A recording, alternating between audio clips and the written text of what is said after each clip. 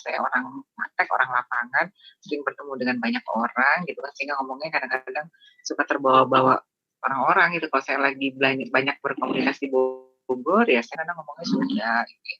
Tapi kalau banyak berkomunikasi dengan orang Betawi, ya saya kadang-kadang ngomongnya bahasa bahasa bahasa bahasa Betawi gitu kan ya. Iya, maafkanlah kalau misalkan kadang-kadang ya kita ngomongnya ini aja komunikatif aja. Oke, udah dibaca belum teman-teman yang sudah baca, ada yang mau ditanyain nggak? Sebenarnya kalau dibaca aja udah cukup jelas sih kalau bahasan ilmu sosial itu ya. Paling-paling mungkin contoh kasus atau apa yang tidak disertakan di situ. Jadi nanti saya sekali-sekali akan on kamera ya. Soalnya lagi belum fit. Oke, ada yang mau tanya nggak? Pak Heri, Izin Mbak tanya, Bu. Lensi. Ya. Izin Oke, tanya, Pak Bu. Deddy. Kenapa? Iya. Saya boleh tanya ya, Bu, izin? Ya, boleh. Daripada nggak ada yang nanya, saya nanya aja kalau gitu. Iya. Siap. Silakan, Pak. Ya, Bu. Baik, Bu. Sehat-sehat ya, Bu? Alhamdulillah, baik Pak, sehat. Baik. Semoga sehat semua. Pak Deddy juga ya. Alhamdulillah, Ya, Bu. oke. Iya, Bu. Kalau di tempat kami ya, Bu, ya, saya di RSPAD Gatot Subroto itu ada satu departemen namanya Departemen Kesehatan Jiwa di sana, Bu. Jadi di Departemen Kesehatan, di Departemen Kesehatan Jiwa RSPAD Gatot Subroto itu komposisi personilnya ada dokter kesehatan jiwa, ada psikolog. Iya. Gitu kan, Bu ya?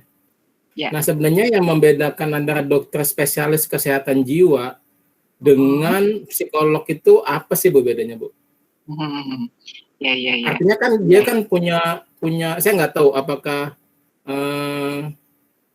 disiplin ilmunya para beliau itu beda atau sama gitu. Karena kan yang satu basicnya orang medis, orang medis, yang artinya nggak tahu kalau psikolog itu maksudnya ke nakes atau bukan. Pasti nakes mungkin ya. Makanya saya tanyakan itu. Karena kan kalau dokter kesehatan jiwa kan dia kan klinisi ya, Bu ya. Iya, betul. Iya, kalau psikolog saya nggak tahu apakah maksudnya ke nakes kah, ke klinisi atau profesional atau gimana gitu. Itu aja sih, Bu. Sebagai pendahuluan daripada teman-teman nggak ada yang nanya, Bu. Siap. Pertanyaannya bagus kok Pak Deddy. Sebagai pertanyaan pendahuluan, pertanyaannya oke banget. Sebenarnya teman-teman pada pintar-pintar, Bu, pada malu-malu dia, Bu. Gini, bertanya itu bukan berarti kita nggak tahu ya. Bertanya itu kadang-kadang orang yang nggak tahu tuh malah nggak bertanya gitu kan. Karena dia nggak tahu apa yang harus ditanyakan gitu kan. Bisa jadi nggak baca, bisa jadi mungkin dia tidak menguasai permasalahan sehingga tidak bertanya gitu kan ya. Malu bertanya gitu kan.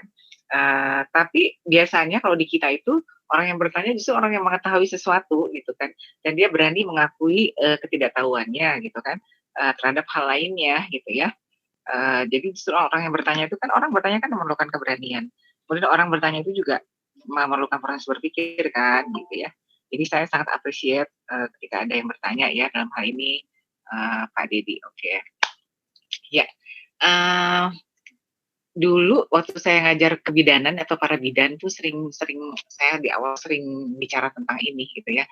Tentang apa sih bedanya dulu tuh saya suka membedakan antara profesi psikiater, psikolog, konselor, konsultan, advisor gitu ya. Itu saya suka bahas-bahas gitu.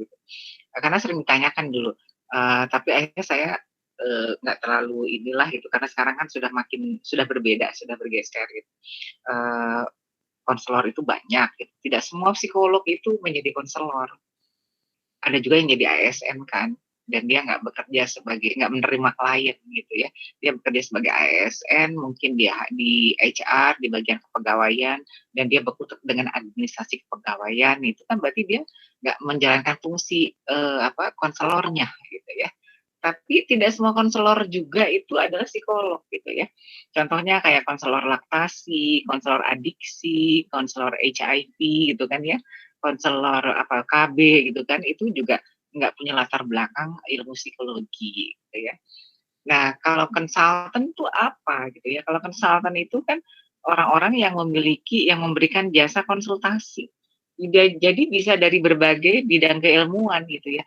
dia bisa konsultan di bagian keuangan gitu ya, konsultan di bagian kecantikan gitu ya. Saya juga konsultan kesehatan ya, beberapa produk MLM mengatakan dirinya itu konsultan kesehatan gitu ya. Nah, sekarang yang ditanyakan Pak Deddy itu apa sih bedanya dokter psikiater gitu ya, dokter spesialis kesehatan jiwa ya Pak ya. Dokter spesialis kesehatan jiwa itu atau dikenal dengan psikiater itu dia S1-nya dari pendidikan nih Pak. S1-nya ya pastilah dia SKED kan, harus SKED gitu. Sarjana kedokteran. Setelah itu dia harus ambil profesi kan dengan koasnya itu selama 2 tahun sekarang ya. Nah, setelah dia lulus profesi sarjananya, kemudian menyandang gelar dokter gitu kan dan boleh berpraktek dengan mengumpulkan sekian SKP izin praktek beberapa kompetensi lah gitu ya, kursus-kursus yang dia sudah harus lalui, baru dia dapat surat izin praktek atau SIP ya, atau SIPR ya. Atau kalau dalam psikolog itu ada namanya surat izin praktek SPRIT gitu, Sprit gitu, itu juga ada ya. Nah, berarti itu baru dokter ya Pak ya. Nah sekarang bagaimana agar dia bisa bekerja di unit kesehatan jiwa? Ya dia harus ambil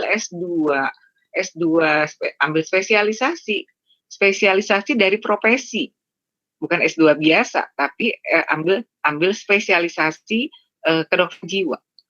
Ya, waktu saya ikut pelatihan tentang stres dan mental illness gitu ya, sama Prof saya lupa namanya ya, di bagian kesehatan jiwa di FKUI, beliau menjelaskan kenapa beliau mengadakan simposium, kemudian seminar waktu itu ya, dengan kerjasama dengan IDI dan terbuka untuk guru-guru dan konselor. Saya waktu itu mewakili sekolah ya. Ternyata memang minat terhadap dokter ahli kesehatan jiwa itu minim. Itu bukan bidang yang favorit pada waktu itu ya, sebelum pandemi gitu ya. Sehingga sebentar. Kenapa? Sebentar ya, teman-teman, bentar ya.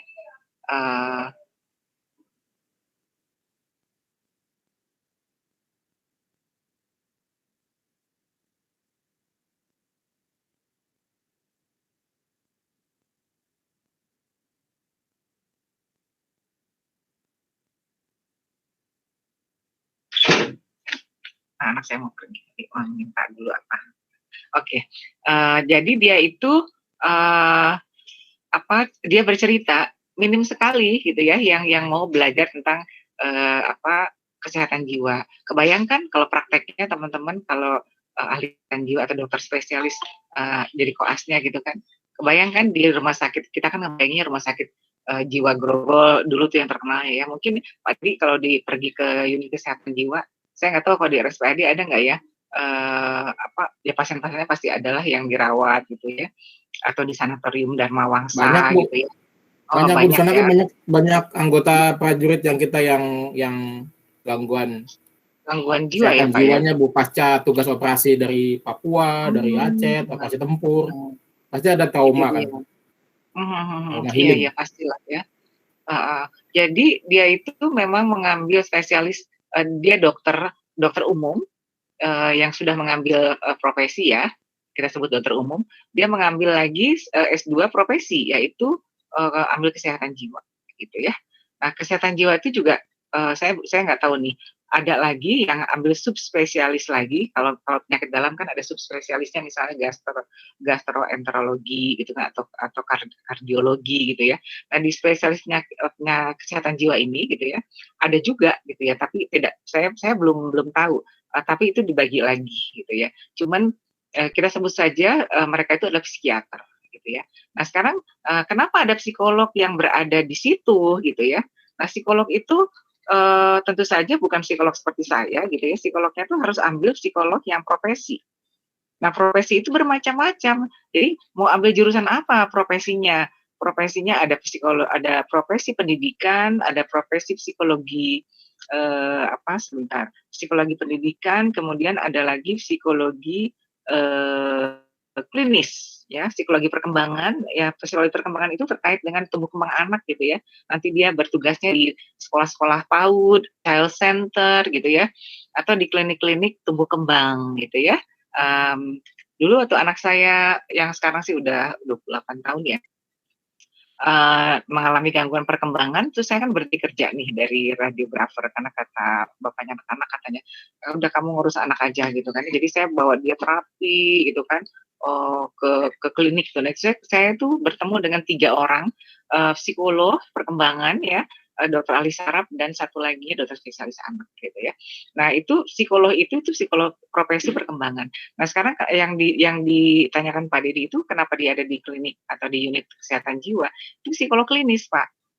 Psikolog klinis. Jadi kita juga bisa menyebutnya seorang clinician ya, karena dia S1-nya psikologi, S2-nya dia ambil MAPRO atau magister profesi yang klinis. Nah, saat ini memang sedang ada perubahan dari teman-teman IPK atau ikatan psikolog klinis itu, mereka berhasil mendobrak sistem gitu ya, bahwa sekarang mereka bisa bekerja di rumah sakit maupun puskesmas, rumah sakit gitu ya. Ini baru Pak, belum lama gitu ya, terutama 5 tahun terakhir inilah, itu berkat perjuangan teman-teman dari IPK atau Ikatan Psikolog Klinis gitu. Kalau yang lain sih nggak bisa tetap gitu. Nah, memang ada syaratnya dan berhasil gitu mereka mendobrak sistem dan masuk dalam jajaran apa namanya, tenaga kerja di SDM kesehatan ya gitu ya, di PPSDM.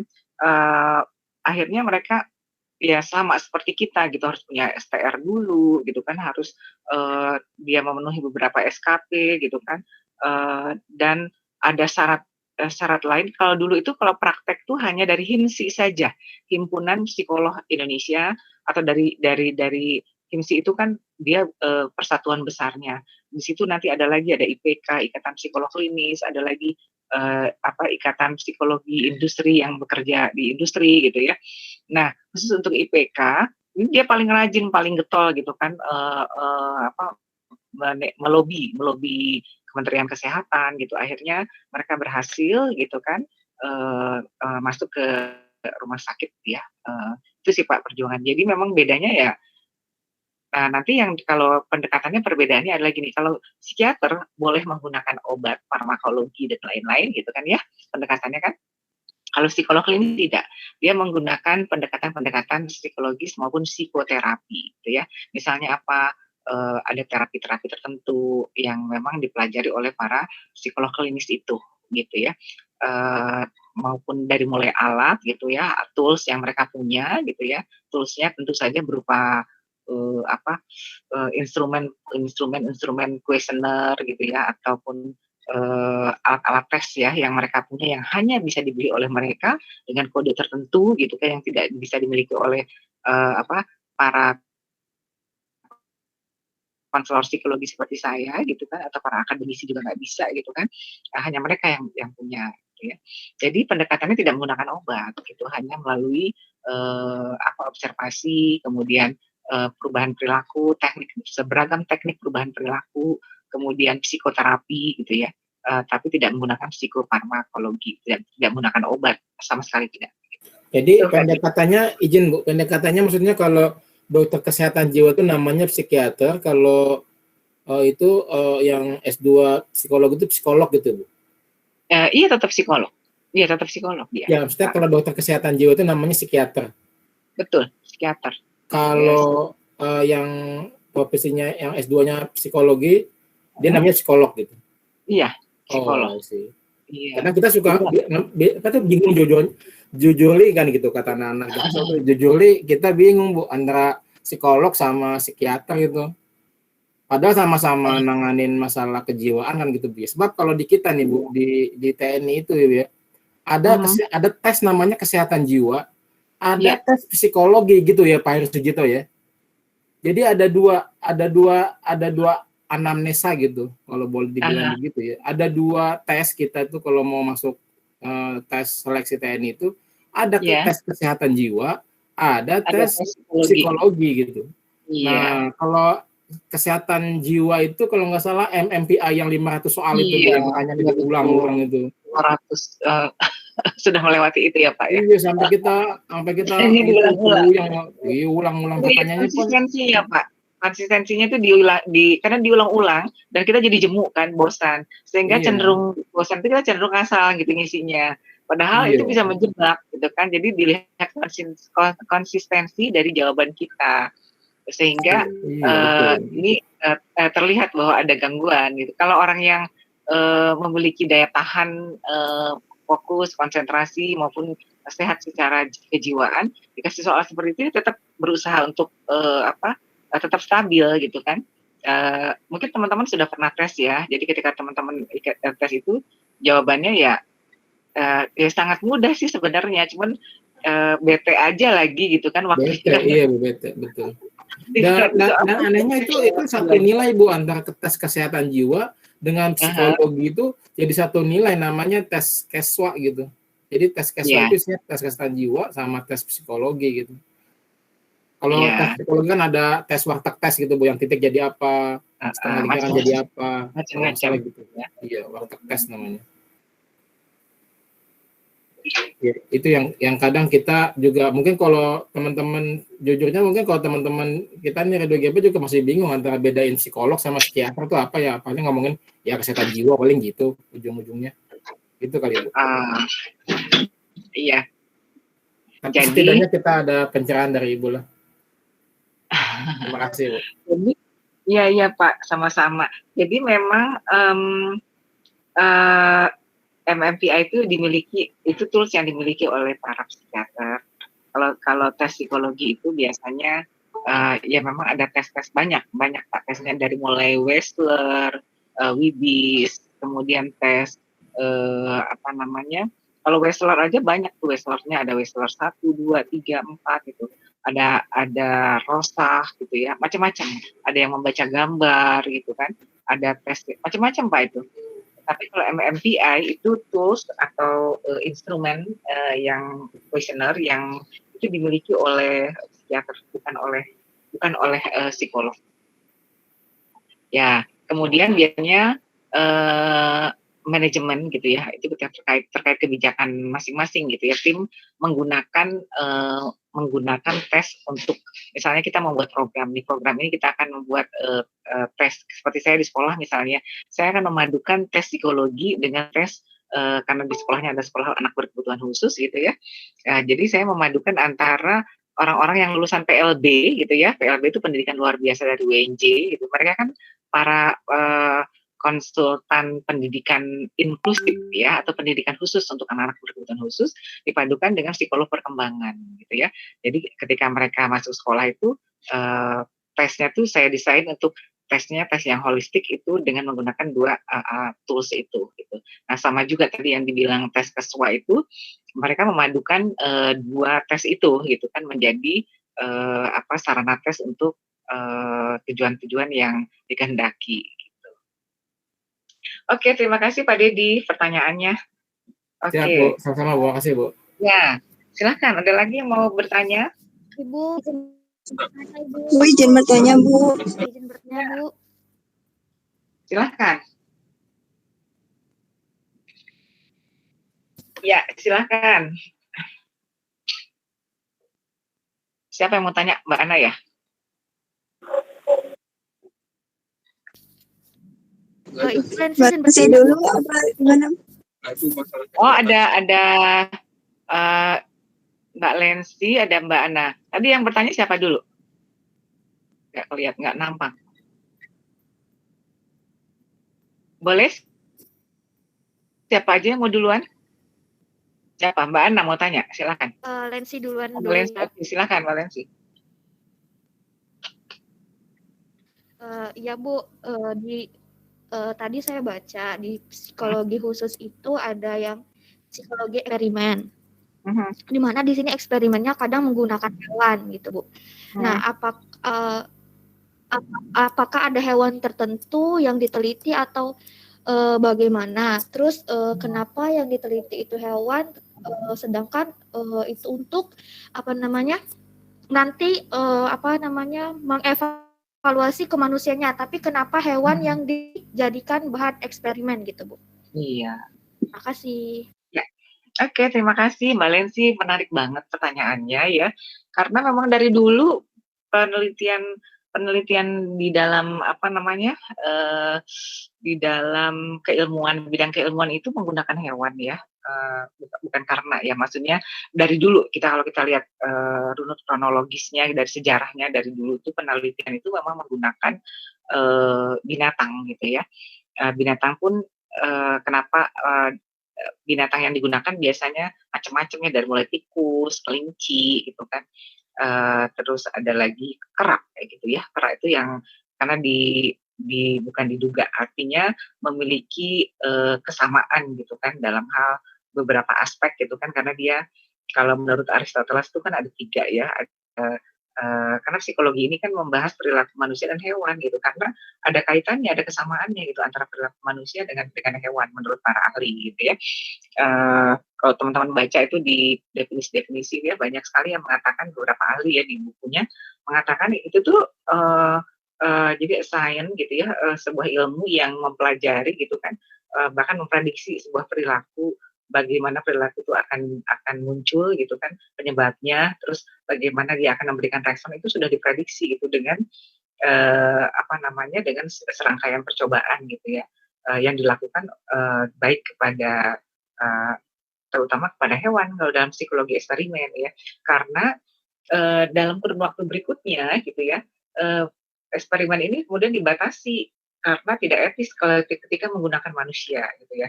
Sebagai contoh ya, ada namanya bayi itu bernama Albert, sebut aja namanya Albert ya. Bayi itu sebenarnya anaknya seorang perawat ya yang bekerja di rumah sakit kesehatan jiwa di Amerika waktu itu. Udah lama sekali tahunnya, tahun 1900-an lah gitu ya, di awal-awal. Dia meneliti tentang bagaimana seseorang itu bisa dirubah gitu kan, ketakutannya gitu, emosinya gitu bisa dirubah gitu kan. Nah, Albert ini diberi percobaan dengan seekor tikus gitu ya. Nah, tikusnya ini tikus yang putih gitu, yang lucu, yang ya mungkin udah dibersihkan lah gitu ya. Tikusnya tuh jenis tertentu lah, sehingga anak-anak kecil kan tidak tahu ya, itu tuh menjijikan ataukah lucu, itu kan dia nggak ngerti. Yang penting pokoknya ada sesuatu yang lembut gitu kan, berjalan ke arah dia, kemudian dia diarahkan untuk memegang. Itu Albert tuh senang sekali gitu ya. Sampai 2 minggu dibiarkan begitu, Albert bermain-main dengan si tikus itu gitu ya. Akhirnya percobaan dimulai yang berikutnya. Dimulainya dengan apa? Dengan karena dia mau mengubah persepsi seseorang gitu kan terhadap sebuah benda, itu bisa berubah gitu ya. Itu ketika Albert mau menyentuh tikus, itu dibunyikan besi yang dipukulkan secara keras dekat telinganya Albert. Itu terjadi seperti itu. Jadi ketika dia mau menyentuh si tikus, itu dibunyikan itu, Albert langsung kaget kan dan nangis gitu kan. Itu terjadi berkali-kali gitu. Dan setiap kali Albert mau menyentuh tikus gitu kan, karena dia senang, karena sudah terbentuk perilaku senang dengan binatang itu, digunakanlah besi yang dipukul itu sampai berulang-ulang, dan sampai akhirnya secara singkat gitu, Albert tidak berani lagi menyentuh tikus, bahkan sampai akhirnya itu ketika datang tikus kecil yang dia senangin itu, meskipun tidak ada suara besinya dihilangkan, Albert masih menunjukkan ketakutan histeris ketika dia melihat tikus kecil itu gitu. Nah, ternyata itu percobaannya diprotes banyak ahli gitu ya, dan menjadi pro dan kontra gitu kan. Meskipun akhirnya Albert itu dipulihkan kembali gitu kan ya, tapi itu mengundang perdebatan gitu ya, terutama dari segi etika gitu ya, sehingga penggunaan manusia sebagai percobaan terutama dalam psikologi eksperimen itu sangat ditentang gitu Mbak Lensi ya. Jadi akhirnya memang digunakan binatang gitu ya. Nah, pada binatang ini juga terjadi juga pada tahun 1900-an juga gitu, dilakukan oleh si Ivan Pavlov ya. Ivan Pavlov itu adalah tokohnya psikologi aliran behaviorism gitu ya. aliran behaviorism ini dia sangat mengeluh-elukan atau sangat sangat mengagungkan bahwa lingkungan itu sangat berdaya gitu mempengaruhi perilaku manusia gitu. Bahwa manusia itu berperilaku sangat dipengaruhi oleh lingkungan gitu.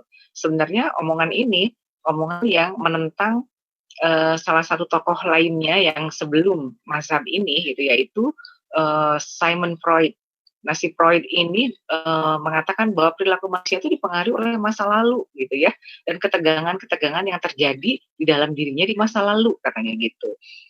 Karena dia meneliti pasien-pasien yang sakit jiwa ya, karena Dr. Sigmund Freud itu adalah seorang dokter atau psikiater gitu ya.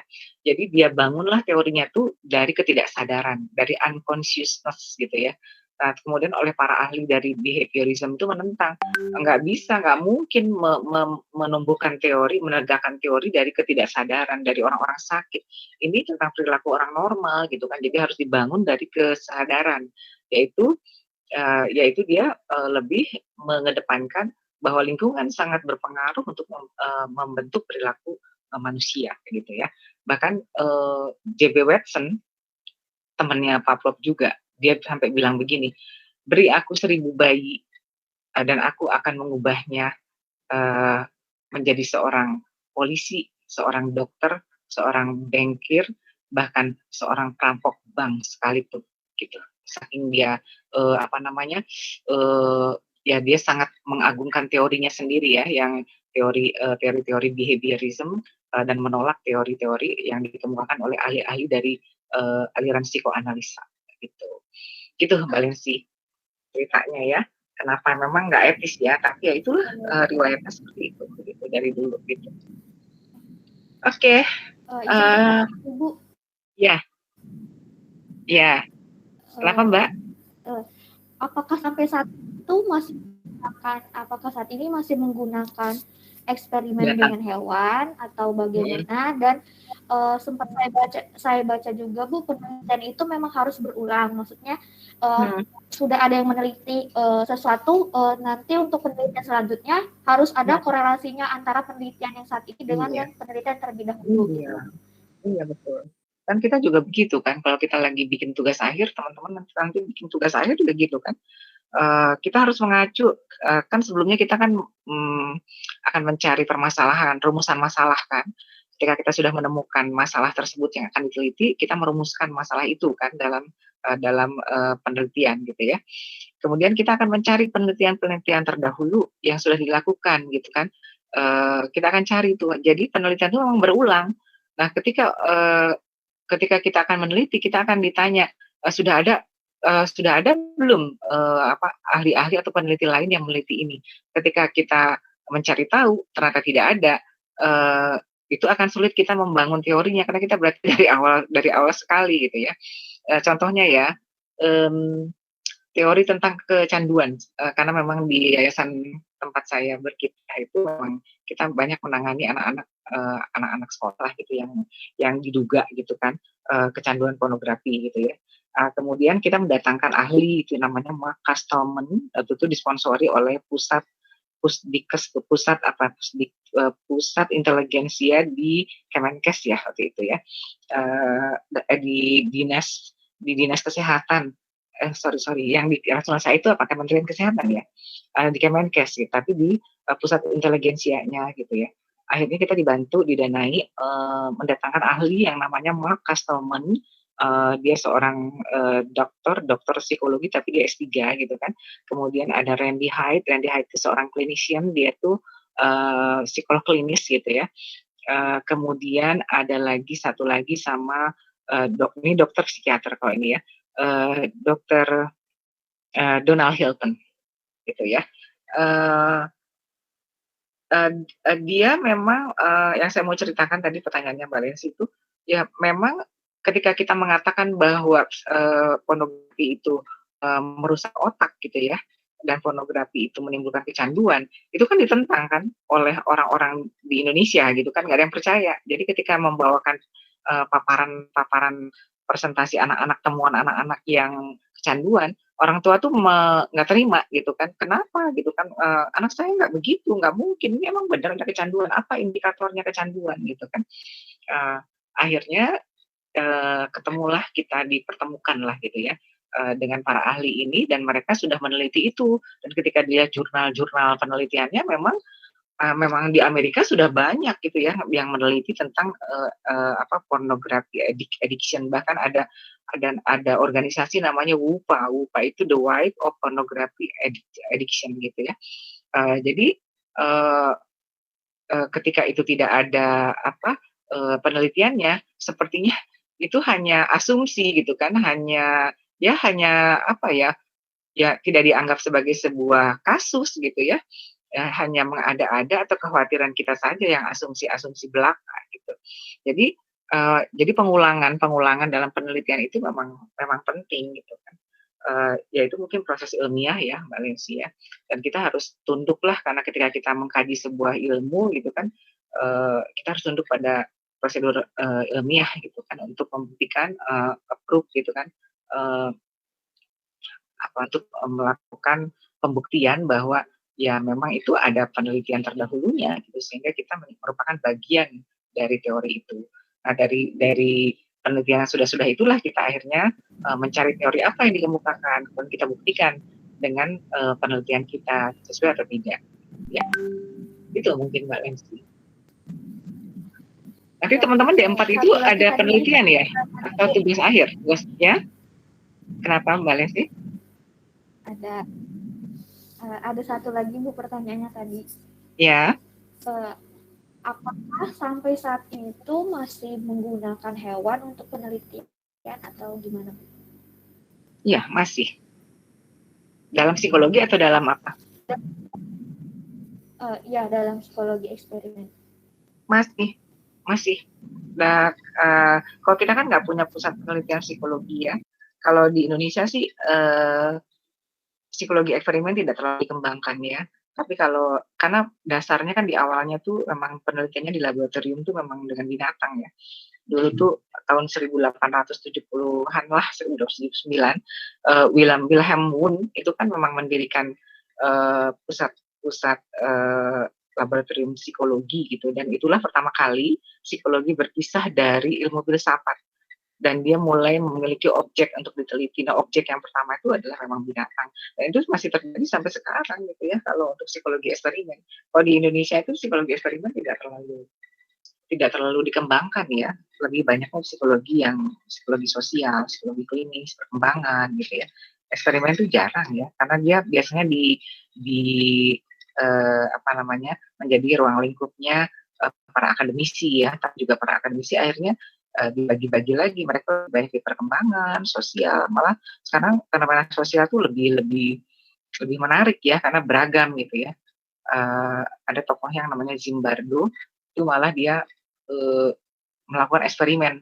Kalau teman-teman lihat filmnya The Prisoner, saya lupa nama judulnya ya, itu bagaimana orang-orang biasa itu ya dipenjarakan, bermain peran sebenarnya ini eksperimen gitu kan, direkrut orang-orang biasa menjadi tahanan dan orang-orang biasa juga yang direkrut menjadi sipir, tapi diperintahkan dengan secara berbeda.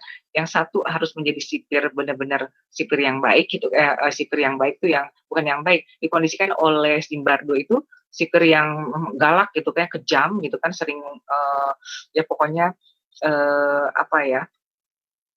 perilakunya kasar, kejam gitu kan, suka menyiksa, bahkan sampai menyiksa fisik gitu kan. Nah kemudian yang satunya itu sebagai tahanan dia di-brief untuk menjadi tahanan yang ya seperti biasa lah gitu. Padahal sebelumnya orang-orang sipil. Yang terjadi adalah setelah saya lupa berapa bulan itu eksperimennya gitu ya.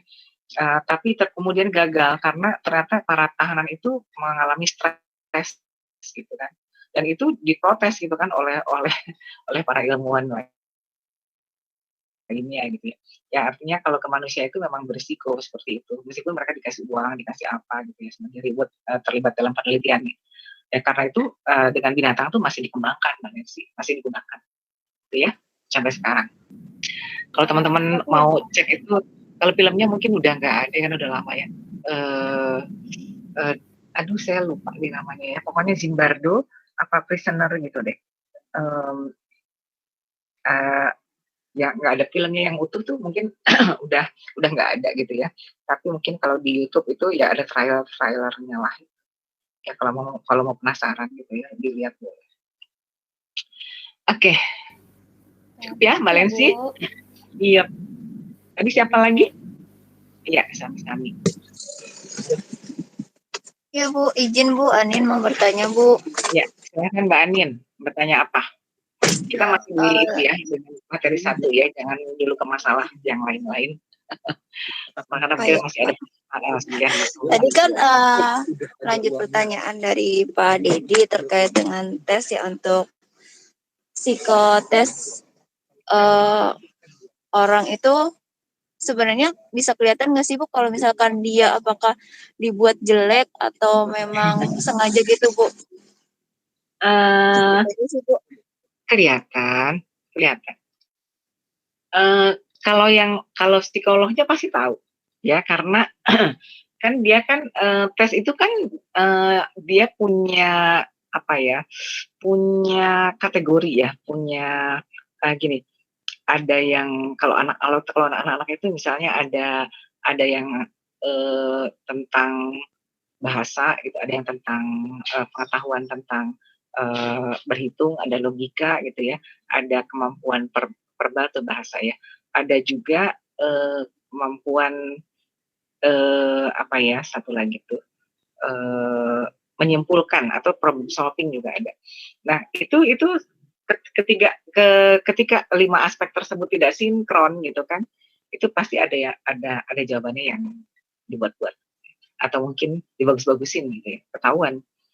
Misalnya kan sekarang banyak nih dijual buku-buku tes psikologi gitu kan ya, teman-teman nih mau tes psikotes nih, belajar dulu gitu ya, beli dulu bukunya gitu kan ya. Ya mungkin teman-teman dapet lah ilmunya gitu kan, tapi ilmunya tuh ilmu psikologinya atau cara menjawab tesnya seperti yang ditulis oleh pengarangnya. Jadi nanti mungkin karakteristiknya teman-teman tuh akan mirip dengan si pengarang buku tersebut gitu. Kayaknya yang semalam dibaca itu kayak gini. Jadi akhirnya teman-teman ngikutin. Jadi tes itu kan sebenarnya tidak ada yang benar dan salah. Tes itu adalah pasti akan tuliskan atau jawablah sesuai dengan yang kamu yakini atau sesuai dengan kemampuan yang kita mampu gitu ya. Karena tidak ada jawaban yang salah dan benar. Yang benar, yang paling benar adalah yang mewakili dirimu gitu kan. Jadi kalau kita baca-baca kemudian belajar dulu dari bukunya siapa tuh pasti akan mempengaruhi pilihan kita gitu terhadap jawaban gitu. Karena itu saya tidak merekomen lah gitu. Kalaupun mau bacanya ya mungkin sekarang tesnya nanti lah 6 bulan gitu ya. Jadi keaslian atau originalitas dari kitanya tuh tetap terjaga gitu. Terus memang buat apa dibagus-bagusin gitu kan? Kalau tes itu kan sebenarnya justru mengutamakan kejujuran atau originalitas dari diri kita, sehingga kita tuh akan diketahui kita ini akan cocok nggak kalau ditempatkan kalau di rumah sakit misalkan di resepsionis atau di bagian administrasi keuangan gitu, keuangan apotek gitu, atau mungkin yang ini di unit radiologi misalnya teman-teman ini di bagian front desk-nya gitu, atau ini di bagian yang pemeriksaan yang menggunakan komputer gitu ya. Kalau dulu tuh mungkin di bagian ekstremitas gitu, terus yang ini di bagian yang BNO-IPP, HSG dan lain-lain gitu kan ya. Saya nggak tahu mungkin ada enggak gitu ya pemeriksaan seperti itu gitu. Iya ceritanya ini untuk kepala, cuma dia tesnya dijelek-jelekin gitu Bu, gitu. Sebenarnya dia mampu gitu. Itu bisa kelihatan di tes dengan yang lainnya nggak sih Bu sebetulnya? Sebenarnya hasil tesnya mungkin akan kan gini, tergantung tujuan. Ketika tujuannya tidak tercapai, tes itu kan ada tujuannya. Misalnya tesnya misalnya tesnya hasil papikostik apa ya Bu itu ya? Apa? Kurang baik. Papikostik ya Bu? Papikostik. Iya, itu salah satu jenis tes juga gitu kan. Sebenarnya tujuannya sih sama, tinggal tergantung alat ukurnya apa, kan alat ukur tuh banyak sekali, cuma tujuannya sama untuk melihat potensi kita gitu kan ya, kemampuan kita sama kecenderungan diri kita. Jadi itu lebih kepada ketahanan emosi kan ya gitu. Kalau misalkan bekerja di dalam tekanan itu cocok atau enggak gitu ya. Ya kalau misalnya dijelek-jelekin jawabannya gitu kan, ya mungkin atau dia nggak menggunakan seluruh kemampuan dia, ya hasilnya pasti jelek gitu kan. Tapi kan Oh, sayang aja gitu kan. siap. Tapi emang dianya nggak mau di bagian itu gitu ya silahkan aja itu kan. Iya. Baik Bu, terima kasih. Ya sama-sama. Kalau buat tes masuk sekolah ya rugi dong gitu kan, karena kan kita kan atau penempatan kerja gitu ya, kalau di kantor tuh seseorang, kalau di rumah sakit kan sudah sangat khusus ya gitu, karena radiografer kan nggak mungkin ditempatin di bagian apa ya, radiografer IGD kan nggak ada ya, pasti radiografer ya pasti umum lah di unit radiologi, cuman dia kadang-kadang diperbantukan gitu kan, mau di IGD atau di lantai 4 atau di ruang rawat atau di mana gitu. Kalau di kantor kan beda gitu, orang lamar gitu kan, keahliannya kan macam-macam, pendidikannya macam-macam gitu. Nah, ini orang mau ditaruh di mana nih gitu, mau ditaruh di back office ataukah di front office gitu, ataukah dia mau ditaruh di keuangan atau di marketing gitu, atau di bagian sales ataukah dia di bagian apa namanya di bagian staff aja gitu ya, untuk penyiapan logistik dan lain-lain gitu. Nah itu kalau itu biasanya sangat membantu kalau di situ gitu ya. Kalau hasil tes saya sendiri, saya memang saya bukan orang back office ya, yang bisa bekerja day to day-nya tuh ya dengan pekerjaan yang itu aja tuh saya nggak bisa. Gitu. Saya pasti akan mudah stres. Tapi saya juga nggak bisa di-push di lapangan karena pasti akan kelelahan gitu. Jadi tugas saya itu adalah ya melayani gitu kan, terus mengharmonisasikan gitu kan, terus memotivasi orang gitu kan, terus memberikan konsultasi gitu. Jadi ya saya di HRD pun di bagian apa namanya, bukan di bagian yang atas orang gitu, atau mungkin di bagian yang apa di bagian yang apa namanya dikirim untuk tes karyawan gitu kan, enggak, saya lebih ke bagian konseling, konsultasi, kemudian peningkatan motivasi karyawan gitu, mendesain sebuah pelatihan. Jadi ya tergantung kitanya, di psikologi juga sama gitu ya. Tidak semua orang tuh cocok di bidang psikologi tertentu. Itu ya, Mbak Anin dan teman-teman gitu ya. Kita sampai jam 9 ya? Sampai jam 9 atau teman-teman ngantuk ya. Kita batasi dulu dari ini, dari bahasan kita yang hari ini ya, teori dan konsep psikologi ya. Nanti baru minggu depan kita akan bahas tentang perilaku ya. Sebenarnya hari ini juga ada tentang perilaku karena digabungkan. Cuma nanti perilaku secara khusus akan dibahas di pertemuan berikut dan berikutnya, terutama perilaku kesehatan. Ya. Oh ya, kaitan dengan psikologi kesehatan itu memang psikologi itu memang ada psikologi keuangan. Setiap profesi itu pasti akan menyertakan psikologi. Di mana ada sebuah profesi di situ gitu ya, pasti ada sebuah perilaku yang berkaitan dengan psikologi ya, psikologi keuangan gitu ya, terus psikologi apalagi tuh, di keuangan aja belajar psikologi gitu ya, psikologi keperawatan gitu. Bahkan ada khusus bukan lagi kesehatan tapi psikologi keperawatan. Saya pengen banget itu suatu saat, tapi kan saya udah jadi radiografernya itu sebentar ya, cuma 2 tahun gitu kan. Dulu tuh di MMC 2 tahun gitu kan, terus 2 tahun juga di medical local klinik ya, di sebelahnya tuh di South Tower Kuningan Plaza gitu. Habis itu udah gitu kan, saya malah nggak bekerja, ngurusin anak-anak gitu kan. Habis itu anak-anak udah mulai sekolah, saya malah sekolah mode gitu kan. Belajar desain, malah dagang batik gitu kan, di department store. Jadi akhirnya ditinggalin tuh profesinya gitu, radiografernya gitu. Sampai akhirnya saya ketemu anak saya yang bermasalah, disitulah saya mulai belajar tentang psikologi perkembangan gitu ya. Saya mulai belajar lagi, saya bekerja di lembaga psikologi gitu kan, akhirnya kuliah lagi gitu kan. Artinya pengen juga gitu kan menulis tentang misalkan psikologi apa ya, kalau psikologi radiologi kan tuh radiologi beda ya, itu untuk dokter. Kalau kita tuh apa, psikologi apa ya kalau untuk radiografer tuh. Perlu ada juga gitu yang menulis bagaimana apa sih hubungan interpersonal antara senior dan junior gitu kan. Terus teman-teman ketemu nggak sih dulu tuh lagi praktek tuh ya kakak-kakak senior yang ya maksudnya nggak membantu bagaimana stresnya mereka dulu ketika praktek gitu ya, atau mungkin ketemu dokter-dokter yang memang secara apa ya, secara hierarki gitu ya, di masyarakat kita itu masih ada apa, tingkatan gitu ya, semacam kayak kasta lah kalau secara simpelnya sih gitu kan, di antara mereka gitu kan, kayak dokter dengan penunjang medis gitu ya, kita radiografer kan penunjang medis kan ya.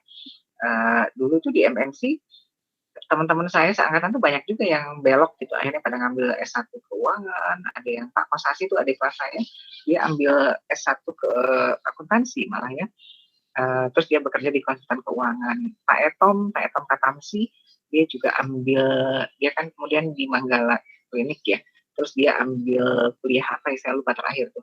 Akhirnya dia diterima di Pertamina gitu ya, dan jadi direktur keuangan di Pertamina kalau nggak salah.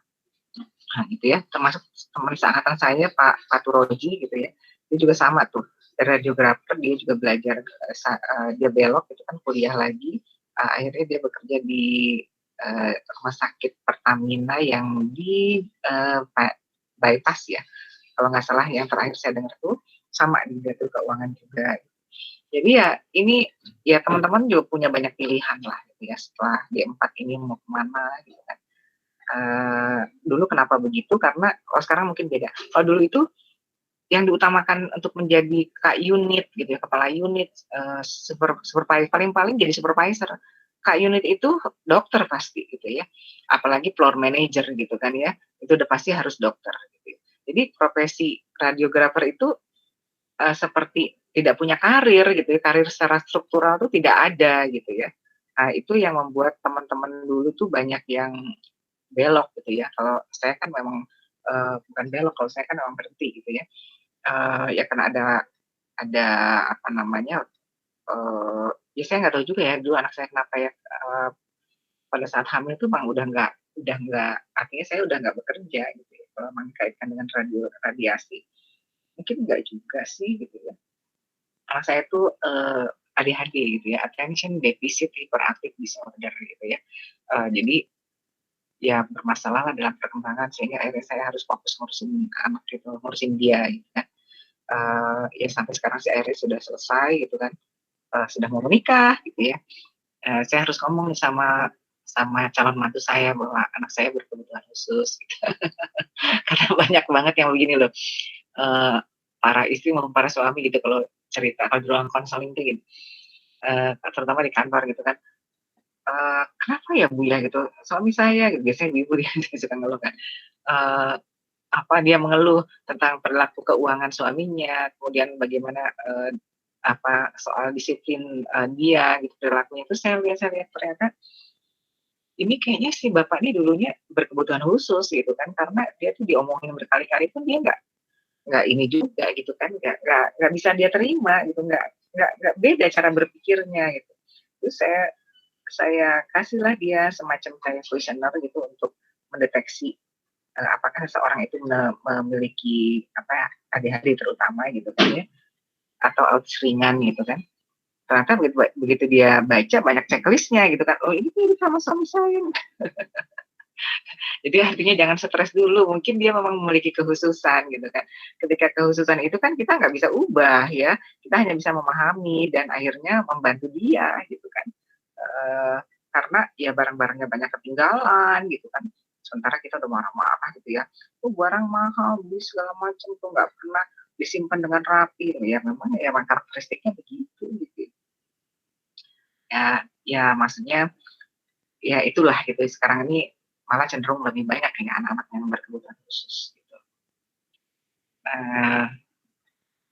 Itu ya teman-teman ya. Ada lagi? Kalau nggak ada kita tutup saja untuk pertemuan perkuliahan yang kedua ini. Ya, Mbak Ibu, izin bertanya. Bu, berarti psikologi itu kan dibagi ada umum sama khusus. Ya. Nah, bidang-bidangnya itu kan ada yang klinisi, kemudian ada yang sosial. Nah, berarti kalau misalnya Ibu itu termasuk Apa Bu? Apa Enggak, akademik atau kalau gimana? saya nggak termasuk apa-apa, karena saya nggak, kalau saya ambilnya psikologi umum. Oh, psikologi Karena umum. S1 itu masih umum. Cuma nanti berkiprahnya di mana dan concern kita kemana. Kalau saya, karena saya S2-nya adalah ilmu keluarga dan perkembangan anak, saya lebih fokusnya ke psikologi keluarga dan psikologi perkembangan. Berarti umum ya Bu? Ya, jadi karena di semester akhir itu psikologi itu 6 bulan itu kita akan diminta untuk fokus di mana nih gitu ya. Sekarang ada lagi namanya psikologi anak kebutuhan khusus gitu ya. Itu menjadi bukan penjurusan apa ya istilahnya, penjurusan gitu ya. Jadi ada peminatan sendiri itu ya. Kalau misalkan peminatan pilihan gitu ya. Dulu nggak ada, sekarang ini ada peminatan anak berkebutuhan khusus gitu ya. Nah, psikologi keluarga kalau dulu nggak ada, karena itu psikolog dulu nggak ngerti beda dengan parenting. Sekarang ini dalam ilmu psikologi ada psikologi keluarga yang diantaranya membahas tentang parenting, pengasuhan gitu ya. Itu banyak teori-teorinya Freud. Freud itu dia kan mungkin ada nggak diuraikan waktu baca sampai selesai itu ada tentang Freud itu mengatakan kita tuh punya tiga kepribadian, tiga komponen dalam kepribadian kita ya, ada id, ego dan supraego gitu ya. Id itu adalah dorongan kalau dulu saya waktu lagi jadi anak baru mahasiswa tuh saya dinamain libido gitu saya tuh. Ternyata libido itu adalah salah satu drive atau dorongan yang disebut oleh Freud gitu kan, yang menggerakkan setiap setiap perilaku kita, yang menjadi motif perilaku kita, gitu ya. Nah, itu bekerja pleasure seeking, dia tuh mencari kesenangan, termasuk kita tuh nggak mau hidup susah, nggak mau terlibat dalam masalah, nggak mau menghindari dari ketakutan, menghindari ketidaknyamanan, itu ide yang bekerja gitu ya, karena dia bekerja untuk menyelamatkan diri kita. Nah, ada lagi superego. Superego itu adalah komponen kepribadian kita yang berada di ranah sosial, karena itu ditanam oleh orang tua ya, oleh guru, oleh ulama, oleh orang-orang yang berpengaruh atau significant others ya, selain orang tua kita di dalam lingkungan kita. Misalnya kita tuh harus baik jadi anak gitu. Kalau pakai baju nggak boleh begini gitu, harus pakai baju yang panjang, duduknya nggak boleh begitu, norma-norma lah gitu, itu kan norma sosial gitu kan. Sehingga si id ini selalu berbenturan dengan si superego gitu ya, karena pleasure seeking dia kadang-kadang mengabaikan nilai gitu kan, aspek nilai gitu kan. Nah, kalau si superego dia benar-benar murni malaikat lah gitu, jadi semua hal baik, norma-norma itu dia pegang teguh gitu ya. Nah, sementara si ego, ego ini kalau beda dengan kita bilang egois, bukan. Ego itu adalah komponen kepribadian kita yang menetralisir id dan superego. Karena kita nggak bisa menjadi makhluk superego, dan kita juga nggak bisa, karena kita bukan malaikat, kita juga nggak bisa memenuhi keinginan si id, karena pasti yang ada adalah keinginan-keinginan yang binatang gitu ya. Karena hanya mencari kesenangan gitu ya, pleasure seeking, mengabaikan nilai gitu ya, atau tidak bernorma gitu ya. Nah, ego inilah yang menetralisir. Jadi di mana terlihatnya ego itu? Di perilaku kita sehari-hari. Teman-teman yang terlihatnya bagaimana teman-teman berbicara, kemudian bertingkah laku sehari-hari yang dapat dilihat oleh teman lainnya atau keluarga kita, itulah yang dibilang ego. Jadi ego itu yang tampak dari diri kita itu seperti apa ya. Dan ini konsep ini sangat berbeda dengan kalau egois itu lain, itu bahasan yang berbeda. Kalau egois itu lebih kepada dia sangat mementingkan ego dirinya gitu ya, mungkin ya istilahnya itu. Tapi kalau ini konsep yang disodorkan oleh Freud dalam teori psikoanalisis itu sangat berbeda gitu dengan kata-kata egois. Kalau egois itu lebih kepada sebutan kayak kita bilang baper gitu ya, egois gitu ya. Itu istilah itu. Tapi kalau ego yang dimaksud di sini adalah komponen kepribadian kita yang menetralisir id dan superego gitu ya.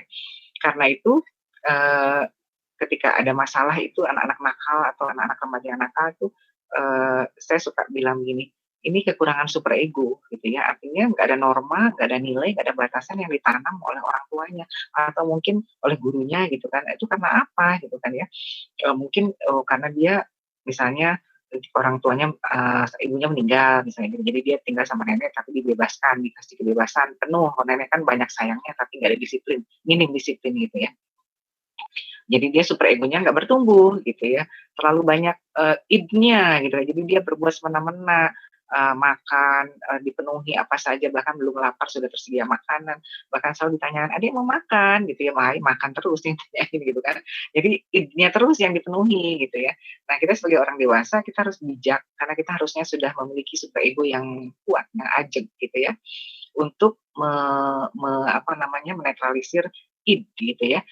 Id ini dia akan selalu, ingin dipenuhi, apalagi dengan gaya hidup yang hedonistik sekarang, ini sangat memanjakan, id ya, karena semuanya mengutamakan kesenangan. Apalagi kalau teman-teman punya uang gitu kan, ke mall atau mungkin belanja online atau apa, itu semuanya sangat memanjakan id gitu ya. Ya sekali-sekali sih bolehlah, tapi jangan sampai karena ide itu tidak pernah ada kata rasa puas kalau ide itu gitu ya. Bekerjanya terus-menerus pleasure seeking gitu ya. Jadi mencari kesenangan terus gitu dan tanpa mengenal nilai gitu kan. Ego inilah gitu yang menggunakan aspek kognitif kita gitu kan. Dalam teori selanjutnya itu ada teori psikologi kognitif. Nah dia bilang nggak diterima tuh konsepnya si Freud ini. Kemudian dia bilang bahwa manusia itu memiliki kognisi berpikir gitu. Jadi tidak semua didasari oleh ketidaksadaran yang dipengaruhi oleh id itu gitu. Karena si Freud ini dia ada bahwa manusia itu punya lapisan kesadaran ada 3, yaitu lapisan kesadaran yang consciousness, sadar gitu ya, di bawahnya subconsciousness gitu ya, di bawah sadar, dan yang paling bawah adalah ketidaksadarnya atau unconsciousness gitu ya. Karena Freud ini pasiennya banyaknya orang-orang yang sakit jiwa, jadi dia berangkat membangun teorinya itu dari unconsciousness. Itulah yang dibantah oleh para psikolog aliran behaviorism, di antaranya juga para tokoh-tokoh psikologi kognitif itu yang mengutamakan kognisi berpikir gitu kan. Nggak bisa, kita ini adalah makhluk berpikir, nggak bisa dibangun teori dari orang sakit gitu ya. Jadi itulah pertentangan-pertentangan yang terjadi, dan itu berkembang sampai sekarang, sampai di akhir sekarang ini kita berkembangnya psikologi yang namanya psikologi positif ya, atau positive psychology yang dimotori oleh Martin Seligman gitu ya, bahwa inilah psikologi yang sebenarnya dia bilang, yang bukan dibangun dari orang sakit tapi justru dibangun dari orang-orang yang sehat dan ingin menyehatkan atau menggunakan kesehatannya untuk meraih kebahagiaan gitu ya. Jadi tentang happiness itu sekarang bukan lagi tentang kesadaran dan kesadaran, tapi lebih kepada bagaimana meraih kebahagiaan gitu ya. Dan yang paling mutakhir adalah psikologi transendental ya. Ternyata ketika orang mengejar kebahagiaan itu ternyata kok tetap kosong, nggak bahagia. Jadi, ada istilah namanya flourishing, mengisi, kita tuh terisi gitu ya. Ternyata mengejar kebahagiaan itu tidak jiwa kita tuh tidak terflourishing, tidak mengisi. Jadi bagaimana sih agar kita tetap flourish gitu ya? Ternyata kita harus mendekatkan diri pada sesuatu yang memang di luar diri kita. Kalau ini kan dibangun dari teori barat kan. Jadi mereka mungkin ateis kan, bahwa ternyata ada kekuatan lain di luar diri kita yang mengendalikan kehidupan kita gitu kan. Ya mereka sih nggak menyebut Tuhan atau menyebut Allah gitu kan. Karena itu disebutkan ini tidak ada hubungan dengan agama katanya gitu. Kalau bagi kita yang beragama, ya memang ada transendental, ada hubungannya dengan spiritual gitu ya, religius, spiritual gitu kan. Dan akhirnya berkembanglah yang mutakhir ini kebahagiaan authentic happiness katanya. Kebahagiaan itu ketika tidak menimbulkan kepuasan atau malah menimbulkan kekosongan, itu namanya kebahagiaannya tidak itu bukan authentic happiness. Ternyata yang dibilang authentic happiness itu adalah kebahagiaan hakiki yang dekat kepada ilahi gitu ya. Jadi itulah yang disebut psikologi transendental yang paling mutakhir alirannya. Itu teman-teman. Ya. Jadi akhirnya kembali kepada sang pencipta gitu ya. Mereka larinya jauh-jauh ke sana kemari, akhirnya itu juga gitu ya. Baiklah, mungkin pertemuan kita akhiri ya, sudah jam 9 lebih. Mudah-mudahan teman-teman tetap bersemangat ya, meskipun sambil sarungan gitu nggak masalah, yang penting mukanya nggak pakai sarung gitu ya. Karena beda banget sekarang ini gitu ya, udah namanya online. Mudah-mudahan teman-teman mengingat ya apa yang kita bincangkan pada malam ini dan bermanfaat buat teman-teman ya dalam pelajaran maupun dalam kehidupan sehari-hari. Jaga kesehatan selalu, terutama kesehatan mental ya, dan tetaplah memiliki niat yang baik ya dalam melakukan segala hal gitu ya, sehingga teman-teman ketika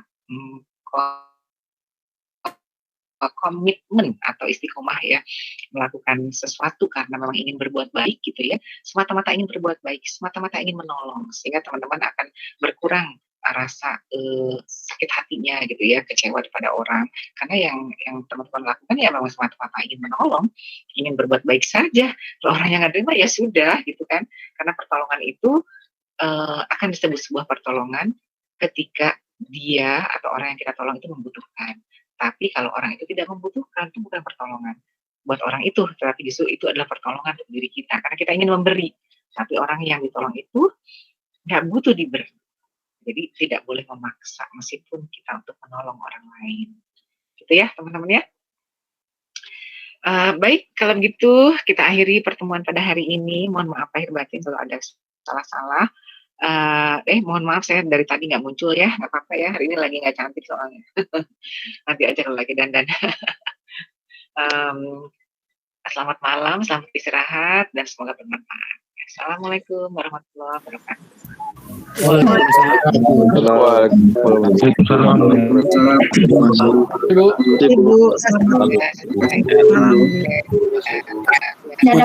Foto ini nggak ada pas foto.